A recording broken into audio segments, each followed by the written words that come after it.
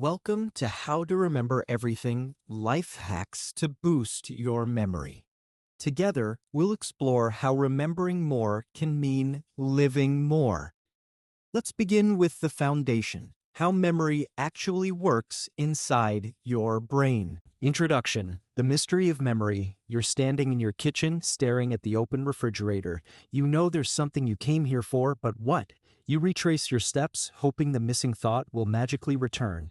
And then, a few minutes later, it does. Out of nowhere, like a shy guest arriving late to the party in your head. That small, familiar moment, forgetting, then remembering, is one of life's quiet mysteries. We experience it every day, yet rarely stop to think about it. How does the mind store an idea, lose it, then somehow find it again? Memory is not a single thing. It's a system, a story, a constant process of rewriting the past to make sense of the present. It's what allows you to recognize faces, recall songs, recite facts, and relive the feeling of a first kiss or a childhood home. Without memory, there would be no identity. We would wake each day as strangers to ourselves. The invisible thread of who we are, every story you tell about yourself, where you've been, what you've learned, who you love, depends on memory. It's the thread that ties moments into meaning. When we say, I remember, we are really saying, I am. Yet, for something so essential, memory can be frustratingly unreliable. We forget names seconds after hearing them. We lose track of appointments, misplace keys, blank on important facts during meetings or exams, and sometimes we remember things that never even happened. The brain is not a perfect recording device, it's a storyteller. And like all storytellers, it edits, exaggerates, and occasionally invents. Why we forget forgetting is not failure, it's function. Your brain filters billions of bits of information every day. Sounds, sights, words, smells, feelings. If it kept everything, you'd drown in details. Forgetting helps you focus on what matters. But here's the catch. The same filters that protect you from overload can also block what you actually want to remember. That's why memory isn't just about storage. It's about attention, emotion, repetition, and meaning. Every strong memory begins with a moment that mattered enough to notice. Can memory be trained? Absolutely. For centuries, philosophers, monks, and scholars have practiced ways to strengthen memory long before smartphones, long before written notes. The ancient Greeks developed systems like the method of loci or memory palace, turning architecture into imagination and imagination into recall. Today, modern neuroscience confirms what those ancient thinkers intuited. Memory is plastic. It can grow, strengthen, adapt, and rebuild at any age. You can't control what you forget entirely, but you can shape what you remember. And the tools are surprisingly simple, rooted in how your brain naturally learns best. Why this matters now in an age of infinite information. Our challenge isn't memory loss, it's memory neglect. We've outsourced recall to devices, phone contacts remember our numbers, calendars remember our plans, search engines remember our questions. The more we delegate, the less we practice. As a result, our natural memory muscles grow weak. Like any unused skill, we know how to find information, but not how to keep it. And yet, the ability to remember deeply names, faces, knowledge, stories is one of the most valuable forms of human intelligence. It gives confidence, creativity, and connection. Because when you remember, you're not just recalling facts, you're building relationships with your own experiences. The promise of this journey and this hour-long exploration will uncover the science and soul of memory, how your brain encodes and retrieves information. Why attention and emotion are the gatekeepers of recall. How simple tools, visualization, storytelling, repetition, can make anything unforgettable. The role of sleep, food, and exercise in sharpening the mind, and how to protect your memory in a world full of distraction.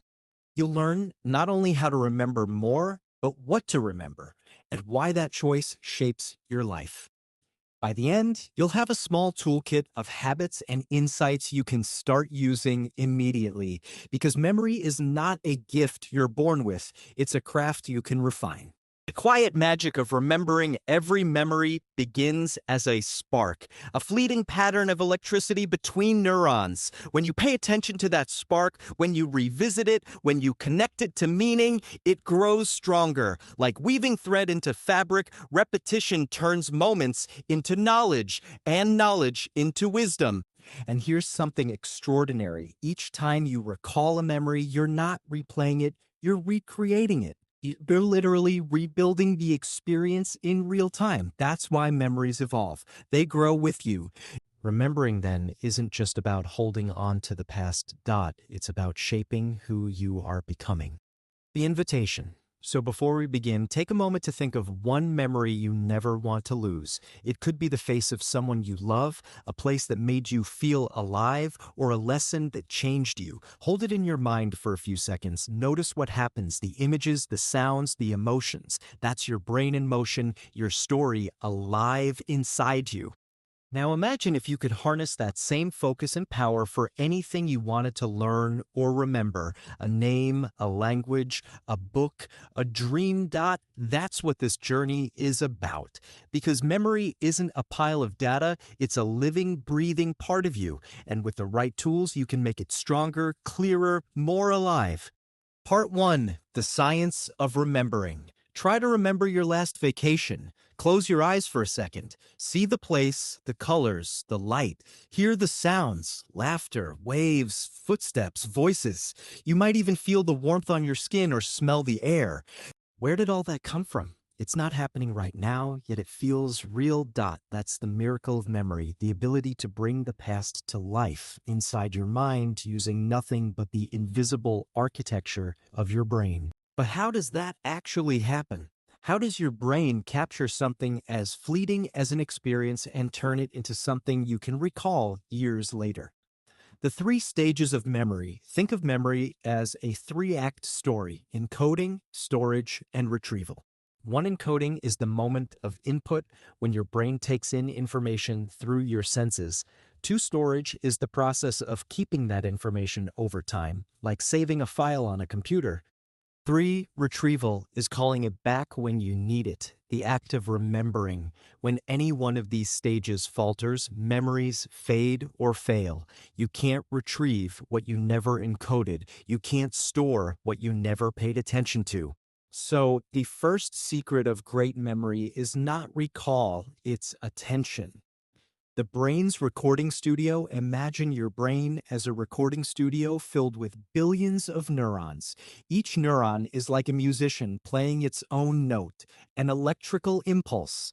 When you experience something new, those neurons fire together in specific patterns. That pattern is your memory trace. The more you revisit it by thinking about it, talking about it, practicing it, the stronger the connection becomes. Neuroscientists call this process long-term potentiation. You might call it learning. Each repetition reinforces the pathways, turning a fragile trace into a durable circuit. That's why practice doesn't just make perfect, it makes permanent. The hippocampus, the brain's librarian, at the center of this process is a small, curved structure deep in your brain called the hippocampus. It's like the brain's librarian, cataloging experiences, tagging them with context, and sending them to long-term storage. If the hippocampus is damaged, you can't form new memories. You can still remember your past, but everything new slips away like water through your hands. That's what happened to a famous patient known as HM who underwent brain surgery in the 1950s. The surgery cured his seizures but removed parts of his hippocampus. Afterward, he could remember everything before the operation, but nothing after. He lived each day in a constant present, introducing himself to the same doctors over and over. His story taught science one of its most profound lessons. Memory is not stored in one place. It's a living network. But without the hippocampus, that network can't grow. The role of emotion. Now think of your most vivid memories, the ones you can recall instantly. A first love, a moment of fear. The day you achieved something important. Notice something? They're all emotional. That's because memory and emotion are intertwined through a structure called the amygdala. When something makes you feel strongly, joy, fear, excitement, the amygdala signals the hippocampus, this matters. Keep it. Emotion acts like a highlighter for the brain. It marks certain memories as important, making them easier to retrieve later. That's why you can remember exactly where you were during big emotional events, but not what you had for lunch last Thursday. Why we forget forgetting isn't failure, it's survival. Your brain is constantly bombarded with sensory data. If it saved everything, you'd drown in noise. So it filters ruthlessly. Most of what we see, hear, or read is discarded within seconds unless we give it meaning or repetition. Psychologist Hermann Ebbinghaus studied this in the 19th century and discovered the forgetting curve, a pattern showing that we lose about half of new information within an hour and 70% within a day unless we review it. But there's good news. Each time we revisit information, we reset the curve. Repetition over spaced intervals, known as spaced repetition, strengthens recall dramatically. That's why reviewing material after 1 day, then 3 days, then a week works better than cramming. Your brain doesn't need more time, it needs better timing. The storage system. So where do memories actually live? Not in one place, but across the brain. Visual memories involve the occipital lobe at the back of your head. Sounds are stored in the temporal lobe. Movement memories, like riding a bike or playing piano, live in the cerebellum and motor cortex. Every recall is a reconstruction, not a replay. Your brain pulls data from multiple regions and stitches it together like a film editor assembling clips. That's why memory is sometimes unreliable. Each recall is a remix. But that flexibility is also what makes memory powerful. It allows creativity, imagination, and learning from experience. If memory were perfect, we couldn't adapt. The role of sleep. One of the most fascinating discoveries in modern neuroscience is the connection between sleep and memory. During deep sleep, especially during REM cycles, your brain replays the day's events, reactivating neural patterns and transferring short-term memories from the hippocampus to long-term storage in the cortex. It's like your brain doing nighttime housekeeping, deleting duplicates, organizing files, saving what's important. That's why a good night's sleep after studying or practicing a skill improves performance, and it's why pulling an all-nighter rarely works. You're skipping the stage where your brain consolidates learning. Sleep is not a break from memory, it's where memory is built. The myth of bad memory. Many people say, I just have a terrible memory. But science disagrees. What most people call bad memory is usually poor encoding. If you're distracted when learning something, your brain never fully registers it. You can't forget what you never noticed. Improving memory, then, isn't about downloading new skills. It's about upgrading how you pay attention. We'll explore that next. How focus, mindfulness, and awareness form the gateway to memory itself. The wonder of remembering your brain contains about 86 billion neurons, each forming thousands of connections. Together, that's more potential pathways than there are stars in the Milky Way. Every time you learn something new, your brain physically changes, growing new connections, reshaping its structure. That's neuroplasticity, the miracle of lifelong learning. So, when you forget something, don't see it as failure. See it as feedback. Your brain is telling you this information didn't seem important enough. When you decide it's important and revisit it with attention, it stays. Remembering then isn't luck, it's intention. In the next part, we'll go deeper into the foundation of all memory, attention. Because before you can remember anything, you have to truly notice it.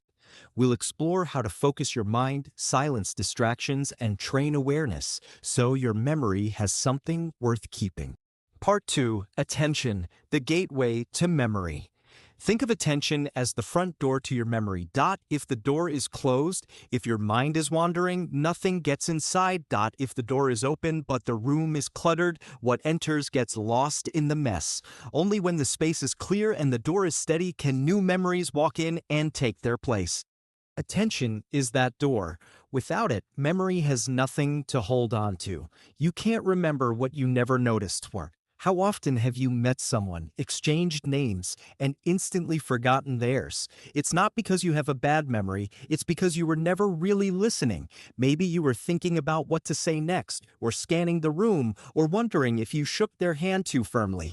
Your brain can't store what it doesn't fully register. Encoding, that first stage of memory, depends entirely on focused attention. What we call forgetting is often just not noticing deeply enough. The myth of multitasking, modern life celebrates multitasking. Answering messages while watching a show, while half reading an article, we like to think it makes us efficient, but neuroscience says otherwise. The brain doesn't truly multitask, it switches rapidly between tasks. Each switch burns mental fuel and increases errors. Every time you shift focus, you lose milliseconds of awareness, tiny gaps that scatter your attention like confetti. A wandering mind can process information, but it can't consolidate it. To remember, you need single tasking, one thing at a time, with full presence. Try this experiment. Next time you read or listen to something important, silence notifications, close extra tabs, and give it undivided attention. You'll recall twice as much in half the time. Spotlight of awareness psychologists describe attention as a spotlight. Whatever falls inside its beam becomes sharp and vivid. Everything outside fades into darkness. You can't expand the beam indefinitely, but you can direct it deliberately. When you consciously decide what deserves your focus, you reclaim control of your mind. Otherwise, the world, adds, alerts, and algorithms decides for you. Attention is a limited resource. Every moment you give it away, you spend a little of your ability to remember. Training the spotlight like a muscle, attention strengthens with use. Here are 3 small practices that sharpen it. 1. The 1-minute rule. Choose any simple activity, drinking coffee, washing your hands, walking, and for 60 seconds, give it your complete awareness. Notice the temperature, the movement, the sound. This tiny ritual teaches your brain the feeling of sustained focus. 2 mindful pauses. Between tasks, take a breath. Literally, 1 slow inhale, 1 slow exhale. It clears mental residue before you switch contexts, reducing cognitive clutter. 3. Attention anchoring. Pick an object near you, a plant, a pen, a window view. Each time your mind drifts during study or work, glance at that object and use it as an anchor to return. Over time, your brain learns the pathway back to focus more quickly. These habits seem simple, but practiced consistently, they rewire your neural circuits for steadiness. Emotion, novelty, and curiosity attention follows emotion. You remember what moves you, surprises you, or sparks curiosity. That's why movies, stories, and songs linger in memory. They stir feeling. To remember better, don't fight boredom, transform it. Connect what you're learning to something meaningful or exciting. Ask, why does this matter to me? Curiosity activates dopamine, which deepens focus and strengthens the hippocampus. In other words, interest is the most natural memory enhancer of all. When you care, you remember. The cost of constant distraction, every ping, buzz, and scroll trains your brain in the opposite direction, toward fragmentation. Studies show that heavy phone users check their devices over 100 times a day. Each glance pulls your attention away from the present moment, leaving behind mental residue that can take minutes to clear. This isn't just bad for productivity, it's bad for memory. When your attention resets repeatedly, experiences remain shallow. You can't build strong memories on quicksand. Try a focus block each day, 30 minutes without notifications, social media, or background noise. Use it for reading, learning, or simply thinking. It's like weight training for your prefrontal cortex, the brain's focus center. Presence in conversation, memory isn't only about studying facts, it's about connection. When you truly listen to someone, watching their eyes, tone, gestures, you create a rich web of sensory details that makes the interaction unforgettable. Active listening isn't just polite, it's memorable. People who remember names well often repeat them aloud, visualize them written, or connect them to a unique feature of the person. They attend to the name, not just hear it. Attention, again, is the secret ingredient. Rest and rhythm focus doesn't mean intensity forever. The brain works best in rhythms of engagement and rest. After about 90 minutes of deep focus, attention naturally dips.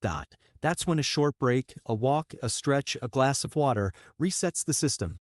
This is the ultradian rhythm, your brain's natural cycle of alertness. Respect it and your productivity doubles. Ignore it and fatigue erodes recall.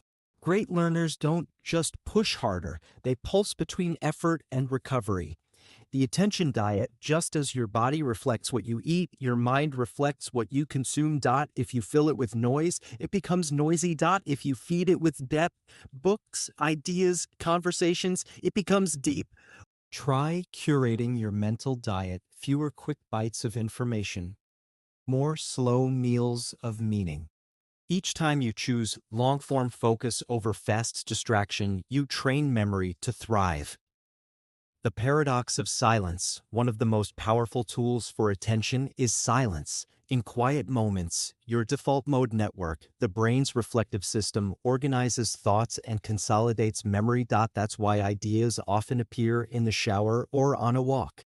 Silence isn't empty. It's the sound of your brain connecting dots. Make space for it. Even 5 minutes of stillness each day can dramatically improve recall and creativity. Putting it together, attention is not about force, it's about direction. You don't need to stare harder, you need to care deeper. When your focus becomes intentional, memory follows naturally. Everything you truly notice leaves a trace. Everything you ignore fades. That's the rule your brain lives by. The next time you want to remember something, a fact, a name, a moment, pause, breathe, look closer, let it land fully before you move on. That second of presence is the beginning of remembering forever. Part 3. The Power of Association. Think back to your earliest school days. You might not remember every lesson, but you probably remember songs, rhymes, or stories. Why? Because your brain is a storyteller, not a filing cabinet. We don't remember isolated facts, we remember connections. The brain's memory system thrives on association, linking new information to what already exists in your mind. That's why remembering works less like saving files on a computer and more like weaving threads into a web. The stronger the web, the stronger the memory. The art of linking. Every time you learn something new, your brain asks one silent question: where does this fit? If it finds a connection, an image, an emotion, a sound, a story, the information sticks. If not, it fades quickly. That's why random data is hard to remember. Try recalling a 10-digit number. It feels impossible, but when you group it, like a phone number or a date, it becomes manageable. That's called chunking, one of the simplest and most powerful memory tools. Your brain loves patterns, not pieces. The method of association. Let's test it. Imagine you need to remember a grocery list: milk, bananas, toothpaste, and paper towels. You could repeat the words over and over, or you could make a story. Picture a cow pouring milk into a blender full of bananas, brushing its teeth with toothpaste, then drying off with paper towels. Ridiculous? Yes. Memorable? Absolutely. The brain remembers the unusual, the visual, and the emotional. That silly story lights up multiple regions: language, imagery, humor, creating a multi-sensory imprint. The more senses involved, the more likely the memory will stay. The brain's natural language, images before we had written words, humans remembered through pictures. Cave paintings, symbols, and storytelling were our first memory tools. Even today, the brain processes images 60,000 times faster than text. That's why visual association is the foundation of nearly every memory technique. When you turn abstract information into images, numbers, words, names, you give your brain something solid to hold. That's how memory champions can recall hundreds of digits or decks of cards, not through genius, but through translation. They turn numbers into shapes, words, or familiar people. Memory is imagination applied with structure. The memory palace, one of the oldest and most powerful memory methods in history, is the method of loci. Better known as the memory palace, it dates back to ancient Greece, used by philosophers like Cicero to recall long speeches without notes. Here's how it works. You imagine a familiar place, your home, a street, a school, and mentally place vivid images of what you want to remember in specific spots along a path. For example, if you want to remember a speech about nature, you might imagine a tree growing in your living room, a river flowing through your hallway, a bird perched on your lamp. When it's time to recall, you simply walk through your palace in your mind, collecting each image. This technique works because it combines spatial memory, your sense of place, with visual memory, two of the strongest systems in the brain. You can build memory palaces for anything. Lists, presentations, languages, even daily routines. The key is vividness and imagination. Emotion. The glue of memory association isn't just logical, it's emotional. The more feeling you attach to a fact, the stronger it sticks. That's why you might forget a teacher's name, but remember a funny story they told. Emotion acts as glue, holding ideas together. When you want to remember something, add feeling. Make it strange, funny, shocking, or touching. Your amygdala, the brain's emotion center, will flag it as important and send it to the hippocampus for storage. A list of dull words becomes unforgettable when you make it personal. Names and faces. Names are famously hard to remember because they're abstract. John doesn't mean anything unless you give it context, so give it one. When you meet someone named John, connect him to something visual or personal. John Lennon. Imagine him with tiny sunglasses, dot or link his name to a rhyme or feature. Sandy has sandy hair. Bill paid the bill. The sillier the link, the stronger the recall. Memory thrives on meaning, and meaning can be created deliberately. Chunking and patterning. When information feels overwhelming, chunk it into manageable parts. Think of how we remember phone numbers. Instead of 284917365, we group it as 284-97-365. The same applies to learning languages, dates, or concepts. Group ideas into small families by theme, sound, or rhythm. This reduces cognitive load and helps the brain find structure. Our neurons literally fire in patterns. So the more you organize what you learn, the faster your brain can map it. Storytelling, the ancient technology of memory. Humans have told stories for tens of thousands of years because stories are memory machines. A good story has sequence, cause and effect, emotion, imagery, everything your brain needs to remember effortlessly. That's why teachers use parables, why brands use narratives, why you remember movie plots long after forgetting school lessons. When you attach a story to a fact, you give it life. Instead of memorizing the water cycle, picture a small drop of rain falling, flowing, evaporating, and returning to the sky. Now you've given it motion, and motion creates memory. Your brain doesn't remember data, it remembers drama. Practical ways to use association. Here are a few simple ways to make association part of your daily life. 1. Turn lists into stories. Link each item with a wild visual chain. 2. Connect new facts to old ones. Ask, what does this remind me of? Or where have I seen this before? 3. Use color, shape, and place. Highlight, sketch, or map concepts visually. For engage emotion, laugh, exaggerate, or personalize information. 5. Rehearse mentally. Walk through your memory palace or story path regularly until recall feels effortless. Each of these taps into the brain's natural preference for connection over isolation. Why it works? Association transforms memory from storage into experience. Instead of stacking facts like boxes, you're linking them like constellations, each point shining brighter because it's part of a pattern. This is how the brain builds understanding. You don't just remember what something is, you remember how it fits into your world. And the more meaning you create, the more lasting the memory becomes. The beauty of connection memory is not mechanical. It's emotional, creative, and deeply human. Every connection you make, every link between ideas, feelings, and images shapes not just what you know, but how you see. You don't need photographic recall to remember everything. You just need a mind that knows how to connect the dots. Because when you weave knowledge into meaning, it becomes impossible to forget. In our next chapter, we'll explore the emotional side of memory, how feelings make certain moments unforgettable, and how to use that power to your advantage. Part 4: Memory and Emotion. Close your eyes for a moment. Think of one of the happiest memories in your life. Where were you? Who was there? What could you see, hear, and feel? Now think of something painful, a heartbreak, a loss, a moment of fear. Notice how easily it returns, how vivid it still feels even if years have passed.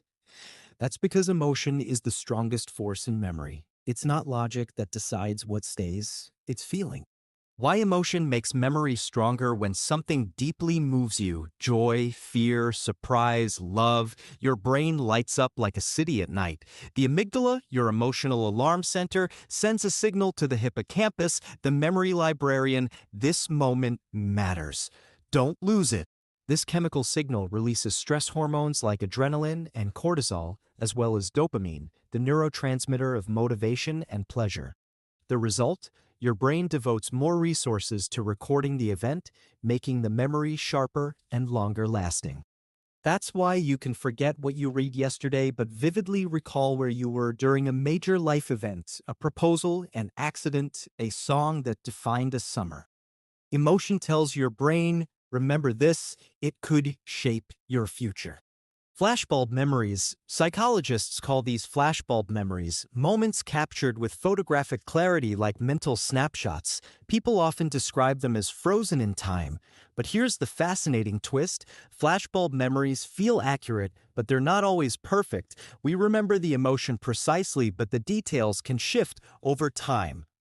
That's because memory isn't a fixed recording, it's a reconstruction colored by meaning. Each time we revisit a powerful event, we add new layers of interpretation: who we've become, what we've learned. Our memories evolve just as we do. Emotion doesn't make memory flawless, it makes it important. The role of meaning: strong emotion alone doesn't guarantee lasting memory. Meaning does. A random shock may fade, but a meaningful experience endures. For instance, you might forget 100 ordinary days of work, but remember the one when you helped someone or discovered a purpose. Emotion gives the spark, meaning gives the shape. When emotion and meaning meet, memory becomes identity. The danger of stress: not all emotion helps memory. While mild stress can sharpen focus, chronic stress or trauma can damage the hippocampus and weaken recall. When cortisol levels stay high for long periods, they interfere with the brain's ability to form new memories. That's why people under intense pressure, students, caregivers, soldiers, sometimes feel forgetful or foggy. Their brains are in survival mode, not learning mode.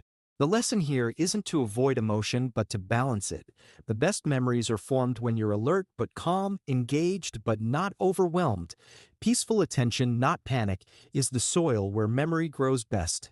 Emotional anchors in learning. You can use emotion intentionally to remember more. Attach feelings to what you want to learn. For example, if you're studying history, imagine what it felt like to live in that time. If you're learning a language, connect new words to personal memories. If you're preparing a presentation, tell a story that stirs curiosity or laughter. Emotion acts as a hook. The stronger the feeling, the deeper the memory lodges. Even simple emotions like humor or surprise can dramatically boost recall. That's why we remember jokes, movie quotes, or odd facts more easily than statistics. Learning doesn't have to be cold, it should be alive. Music, scent, and the senses emotion isn't just mental, it's sensory, A single scent can pull you back decades. A melody can reopen a forgotten chapter of your life. That's because sensory inputs, especially smell and sound, connect directly to the limbic system, the brain's emotional center. Unlike words, they bypass logic and trigger feelings instantly.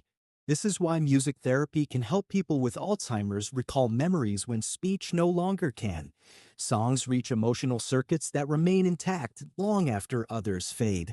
So, when you want to remember something, involve your senses. Pair information with a sound, a smell, or an image. The more channels you engage, the deeper the imprint.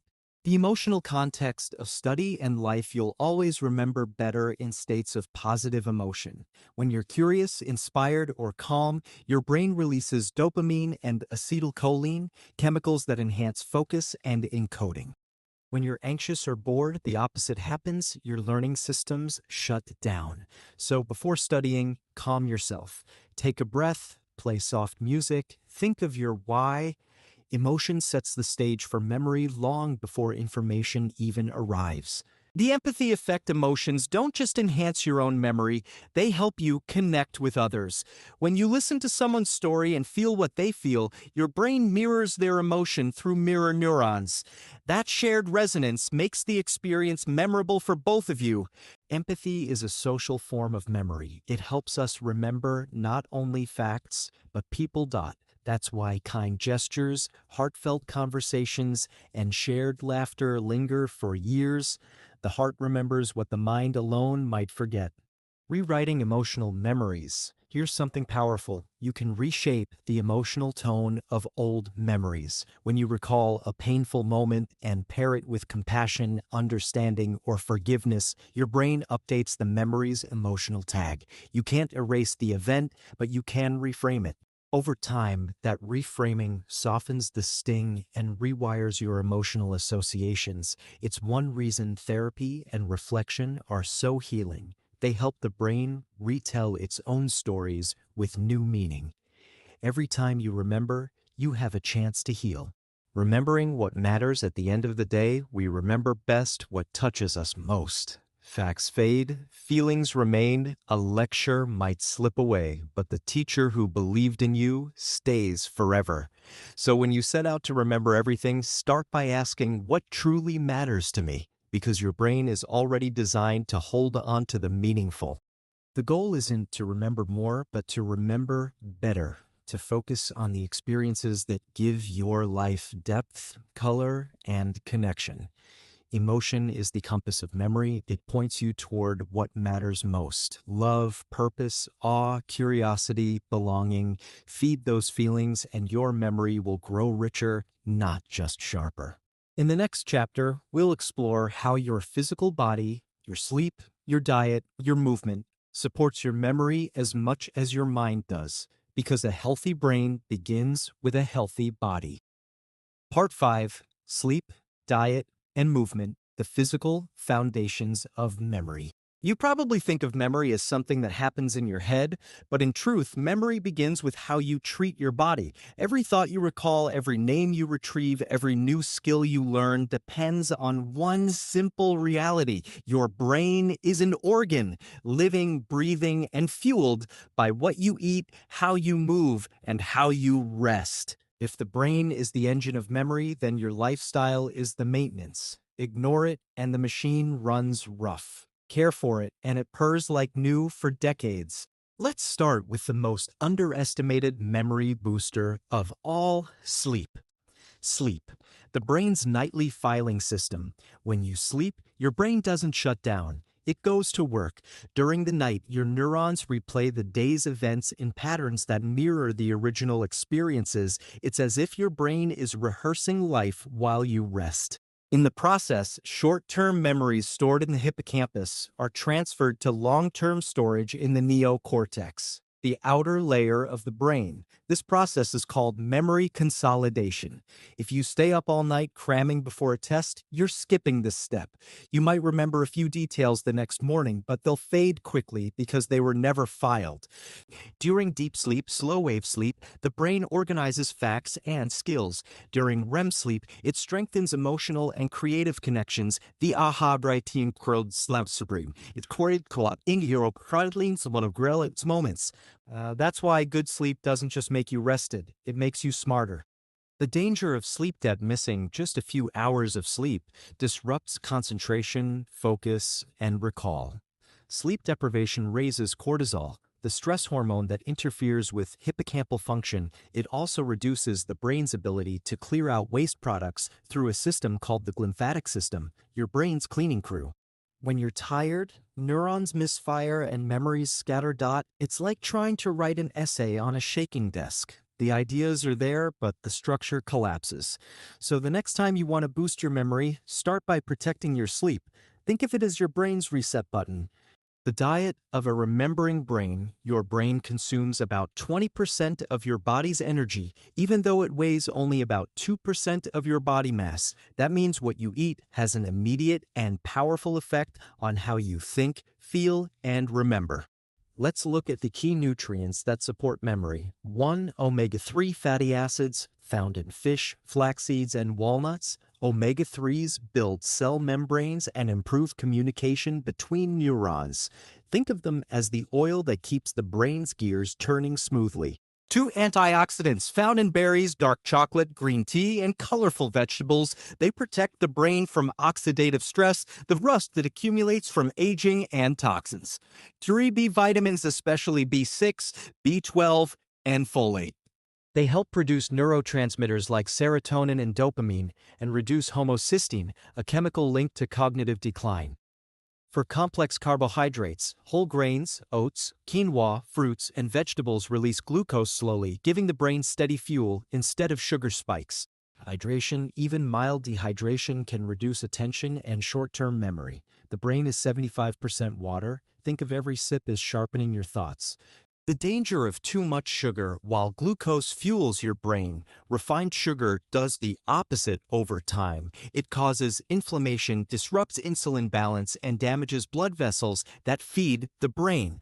High sugar intake has been linked to slower learning and even higher risk of dementia later in life. If you want your brain to age well, aim for balance. Natural sugars from fruit, not processed sweets, energy that rises gently and lasts.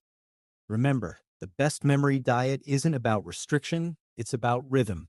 Whole, colorful, balanced foods that keep your energy and your neurons stable. Movement, memory in motion. Now let's talk about something remarkable. Exercise doesn't just strengthen your muscles, it literally grows your brain. When you move your body, especially through aerobic activity like walking, dancing, or swimming, your heart pumps more oxygen and nutrients to the brain. This increases the production of a molecule called BDNF, brain-derived neurotrophic factor. BDNF acts like fertilizer for neurons. It encourages the growth of new brain cells and strengthens the connections between them. That's why just 20 to 30 minutes of movement a day can improve learning, focus, and recall. It's not about intensity, it's about consistency. Even gentle movement, like stretching or a short walk after studying, helps lock in information by activating the hippocampus. Movement tells your brain, this body is alive, keep learning. The mind-body connection, your brain doesn't float above your life, it lives within it. What you feed, feel, and do shapes how well it works. Chronic stress, poor sleep, dehydration, and junk food all tell the brain the same story. I'm not safe. And when the brain feels unsafe, it doesn't prioritize memory, it prioritizes survival. That's why calm, balanced routines are so powerful. They tell your brain, it's okay, you can focus, you can remember. Simple habits for a sharper brain here are small, science-backed changes that make a huge difference. 1. Sleep 7 to 9 hours a night. Keep a consistent bedtime. Your brain loves routine. 2. Move daily. Walk after meals. Take the stairs. Stretch when you wake up. Movement oxygenates memory. For hydrate, keep water within reach and sip often. 5. Limit alcohol and sugar. Save them for occasions, not daily fuel. 6. Rest your mind. Practice breathing, mindfulness, or gratitude. Lower stress, higher recall. Small habits repeated daily do more for memory than any miracle supplement. The rhythm of the body, the rhythm of memory. Memory is rhythmic. Your brain learns best in cycles of energy and rest, nourishment and fasting, motion and stillness. When you live in tune with those rhythms, your body becomes an ally instead of a distraction. You think faster, sleep deeper, and recall more easily. You can't separate mental clarity from physical care. They are one story told through two languages. A tired, hungry, dehydrated mind is like a musician trying to play a symphony on a broken instrument. Feed it, move it, rest it, and it will sing again. A gentle reminder: if you ever forget something, don't blame your brain. Ask how your body is doing. Did you sleep enough? Eat real food? Breathe deeply? Your mind remembers best when your body feels safe and nourished. Because in the end, memory isn't magic. It's biology cared for with compassion. In our next chapter, we'll explore how the modern world, with its endless screens, scrolling, and multitasking, is changing the way we remember and how you can protect your mind from digital amnesia. Part 6: Modern Challenges, Digital Distraction, and the Memory Trap. Picture this: you wake up and reach for your phone before you even open both eyes. You scroll through notifications, check messages, browse the news, glance at a few headlines, maybe a meme or two. By breakfast, your brain has already processed more information than your grandparents saw in an entire day. And yet, when you try to recall any of it a few hours later, it's gone, vanished. This is the new paradox of our time. We live surrounded by more information than ever, and remember less of it. The flood of information: the average person today consumes the equivalent of 34 gigabytes of information every day. Thousands of words, images, and sounds. That's about 100,000 words or an entire novel scrolling past your eyes daily. Our brains were never built for this. For most of human history, information came slowly through stories, books, or lived experience. Now it comes all at once, all the time. The result? Cognitive overload. Your mind becomes a highway jammed with cars, ideas crashing into each other, honking for attention. When everything feels important, nothing gets remembered. Digital amnesia. Scientists now use the term digital amnesia to describe how we rely on devices to remember things for us. We no longer memorize phone numbers, birthdays, directions, or even recipes because our phones do it for us. It's convenient, but it comes at a cost. Each time you let a device remember for you, your brain gets the signal: I don't need to store this. It hands off the responsibility. In small doses, this is fine. That's what technology is for. But when it becomes constant, we lose the very practice of remembering. The brain, like a muscle, weakens without exercise. Think of it this way: if you never walk because you always ride, your legs forget their strength. If you never recall because your phone always reminds, your memory forgets its rhythm. The illusion of knowing scrolling gives a strange feeling of knowledge, as if we're learning by exposure. But seeing information isn't the same as remembering it. Our short-term memory is like a clipboard. It can hold about 7 items at once, give or take 2. Every notification, message, and headline competes for those limited spots. When the clipboard fills, older items fall off before they can move to long-term storage. That's why endless scrolling leaves you mentally exhausted but strangely empty. You consume constantly, but you retain almost nothing. It's not that you're bad at remembering, it's that you're not giving your brain the quiet it needs to process. Attention-hijacked apps and platforms are designed to keep you hooked. Every like, ding, and read notification triggers dopamine, the brain's reward signal. That small rush of pleasure keeps you scrolling, seeking the next hit. But dopamine is also essential for focus and learning. When it's constantly triggered by trivial things, your brain stops releasing it for meaningful ones. In other words, when everything feels rewarding, nothing truly satisfies. That's the attention trap. You end up remembering headlines instead of books, sound bites instead of conversations. Your brain's capacity for deep memory shrinks when it's constantly distracted by shallow novelty.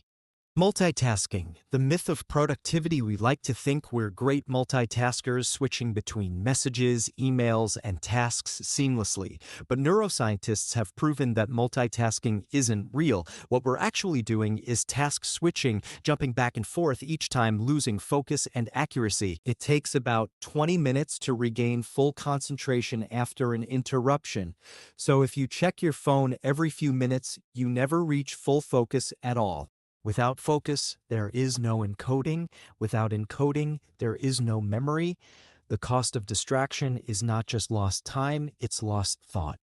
The attention economy, modern technology, doesn't just use your attention, it sells it.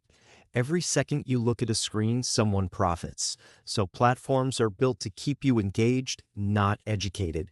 The challenge isn't to reject technology, it's to reclaim control, to move from being a product to being a participant, from scrolling mindlessly to using tools mindfully. Technology is not the enemy, unconscious use is.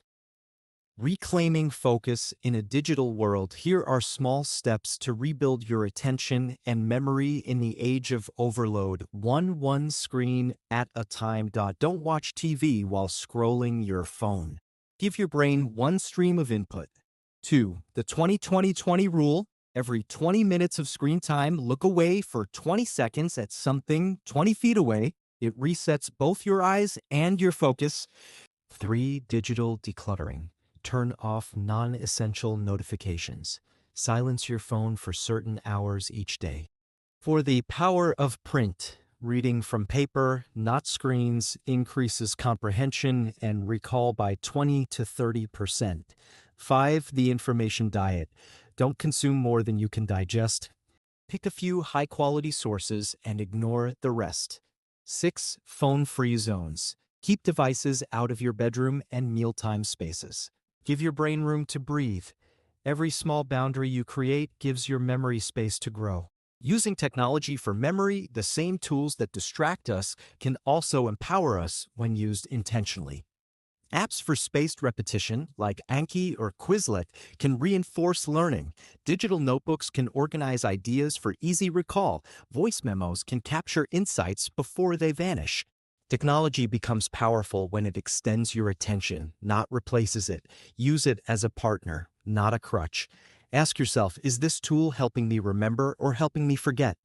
The value of boredom. There's another secret ingredient in memory that modern life tries to eliminate: boredom.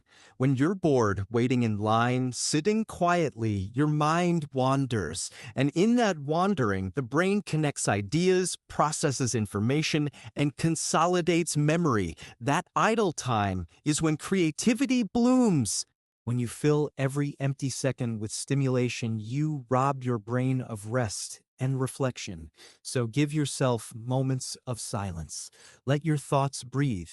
Your memory needs boredom the way your lungs need air. The balance of the modern mind. We don't need to go back in time or throw away our phones. We just need to restore balance between information and integration, noise and stillness. The future belongs to those who can navigate both worlds, connected but not consumed, informed but not overloaded, remembering not everything but what matters. The skill of the century is attention control. Master it, and your memory and your mind become limitless again. In our next chapter, we'll move from the problems of distraction to the joy of mastery. You'll learn practical, proven techniques to train your memory, from mnemonics and mental maps to active recall and repetition. Part 7, Training Your Memory, Techniques That Work. By now, you understand how memory works, how attention, association, emotion, and balance shape what stays in your mind. But knowledge alone doesn't build memory. Practice does. Just like learning to play an instrument, memory strengthens with training. You can sculpt it, refine it, and expand it at any age. Let's explore the life hacks and timeless methods that memory champions, scientists, and everyday learners use to remember anything. The brain's plastic power first, a reminder. Your brain is not fixed, it's plastic, capable of changing structure and function through experience. Every time you learn or recall something, neurons fire together and grow stronger connections. It's like carving paths through a forest. The more often you walk them, the clearer they become. The goal of memory training is to walk those paths often and creatively until they feel effortless. 1. Mnemonics. The art of clever shortcuts. Mnemonics are simple devices that turn complex information into something memorable. They work by adding rhythm, pattern, or imagery to dull data. You probably already know some. Every good boy does fine for musical notes. PEMDAS for math order of operations. Never eat soggy waffles for the cardinal directions. These tricks work because the human brain remembers patterns better than plain facts. A small rhyme or acronym turns randomness into structure.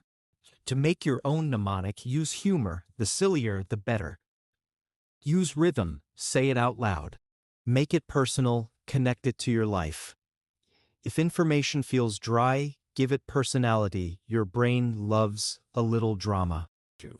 Visualization. Picture it. Don't just repeat it. We remember best when we see what we want to recall. Visualization turns words into scenes and scenes into stories. Suppose you need to remember a list. Apple, key, cloud, and candle. You could imagine an apple unlocking a giant keyhole in a cloud where a candle floats like a star. Absurd? Absolutely. Unforgettable? Definitely. The trick is exaggeration. The weirder or more vivid the image, the stronger the neural connection. You're not memorizing words, you're painting them in your mind. Umpri, the memory palace. Your mind's architecture, we touched on this earlier, but now let's practice it. Choose a familiar space, your home, your favorite cafe, even a path you walk daily. This becomes your memory palace. Now, imagine placing vivid images of what you want to remember at specific locations. A giant tomato sitting on your couch, a penguin reading a book at your kitchen table, a golden clock floating above your bed. When you need to recall the list, mentally walk through the space. You'll see each image exactly where you left it. This method works because it uses your spatial memory, the same system that helps you navigate your environment. Your brain is incredibly good at remembering places, so by linking information to locations, you trick it into remembering effortlessly.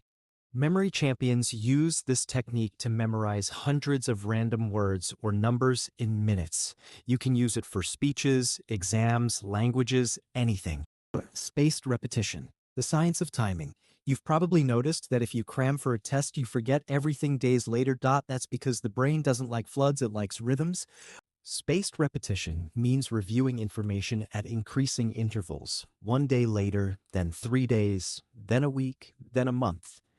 Each review strengthens the memory just as it's about to fade, locking it in deeper.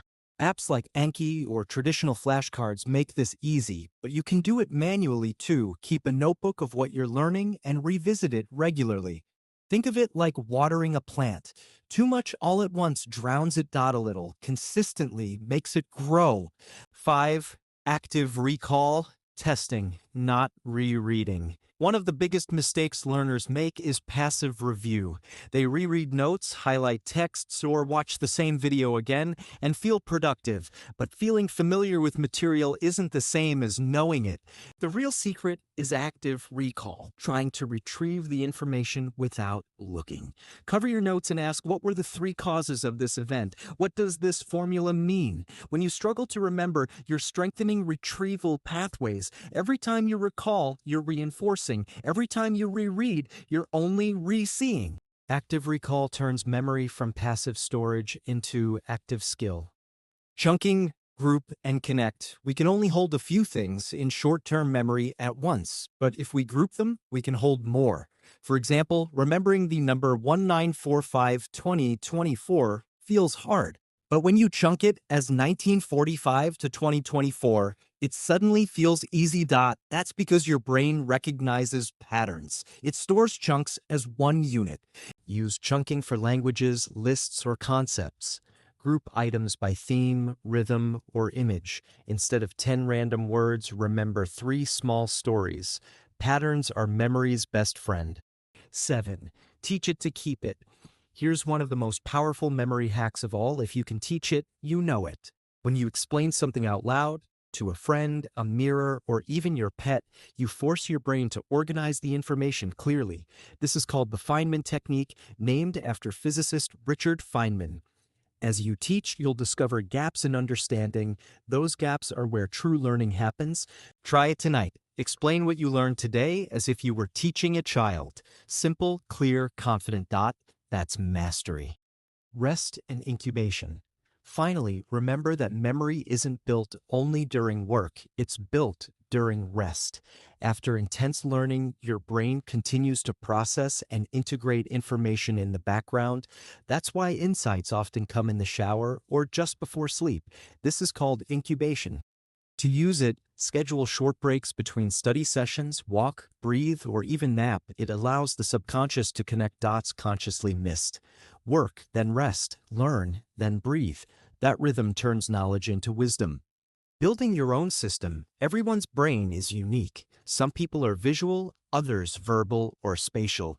The key is to experiment and find what combination of tools works for you. A simple routine might look like this. 1. Learn with full focus, attention. 2. Create a vivid mental image, association. 4. Test yourself without notes, active recall. 5. Explain it to someone, teaching. 6. Sleep and rest, consolidation. Follow that pattern, and you'll remember more, faster, deeper, longer. A new relationship with memory. Once you begin training your memory, something beautiful happens. You start to trust your mind again. Instead of fearing forgetfulness, you feel curiosity. How can I store this creatively? You stop seeing memory as a chore and start seeing it as play. Every new idea becomes an adventure in imagination. And the more you practice, the more your brain rewards you with clarity, confidence, and creativity.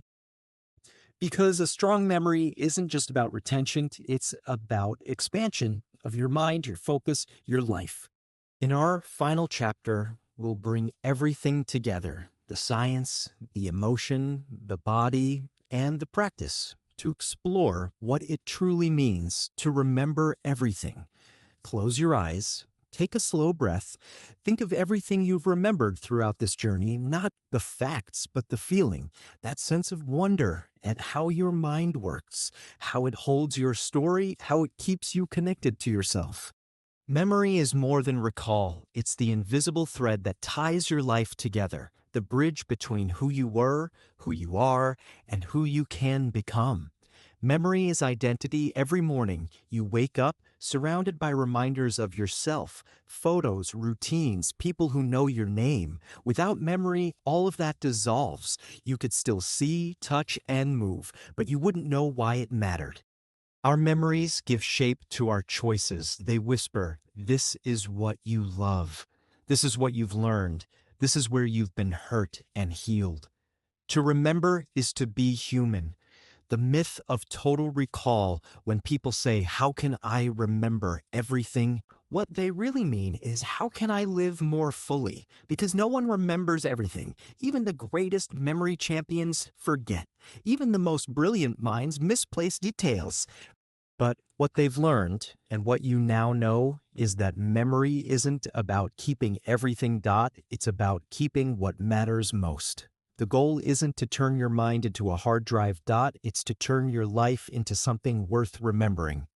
The architecture of a strong mind. We've traveled through the science of memory, encoding, storage, retrieval. We've seen how attention is the gateway, association the path, and emotion the glue. We've discovered how sleep, diet and movement nourish the brain, how technology both helps and harms, how practice transforms ability into artistry. Together, they form a simple truth. Your mind is not a warehouse, it's a garden, and memory is how it grows.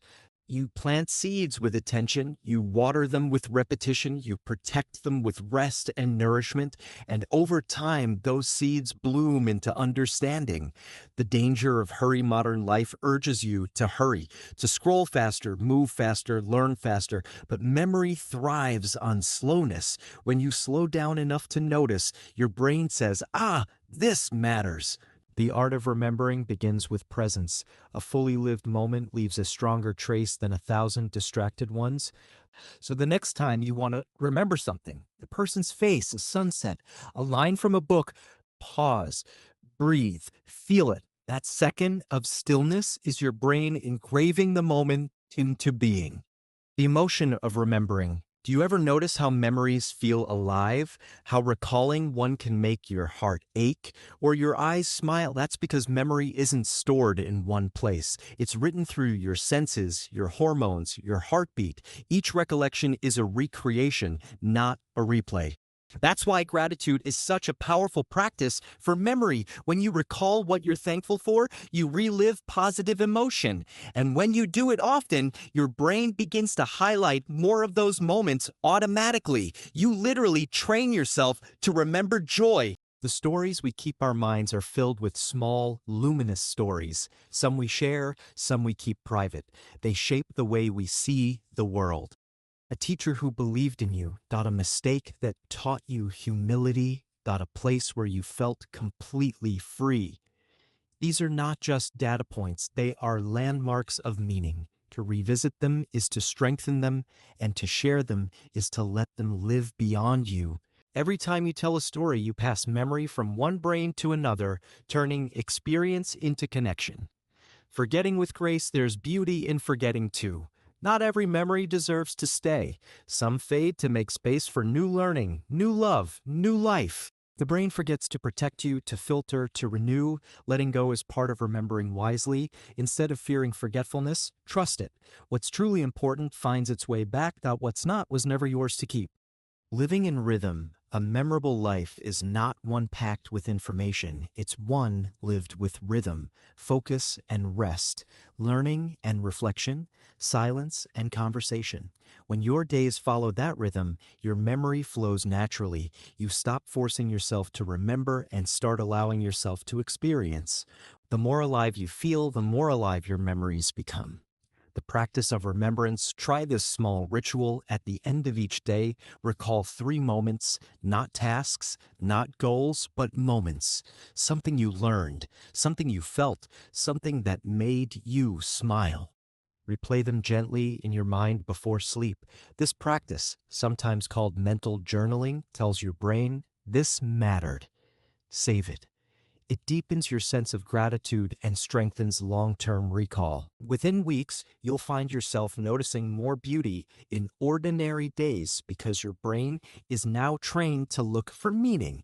The memory you leave behind in the end, what matters most isn't what your brain remembers, but what your life remembers through you, the people you loved, the kindness you offered, the lessons you lived.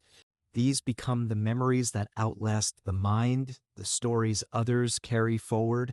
That is the real immortality of memory, when your experiences turn into someone else's inspiration. Remembering to live. So, how do you remember everything? By living with awareness, by feeding your body, focusing your mind, opening your heart, by treating every moment as something worth keeping. Memory is not about holding on, it's about being here long enough to let life sink in. The next time you pause to feel sunlight on your face, listen to someone you love, or learn something new, remember, that's not just another second passing. It's another piece of who you are, being written into the story of you. And when you look back years from now, those are the memories that will still glow, not because you forced them, but because you lived them.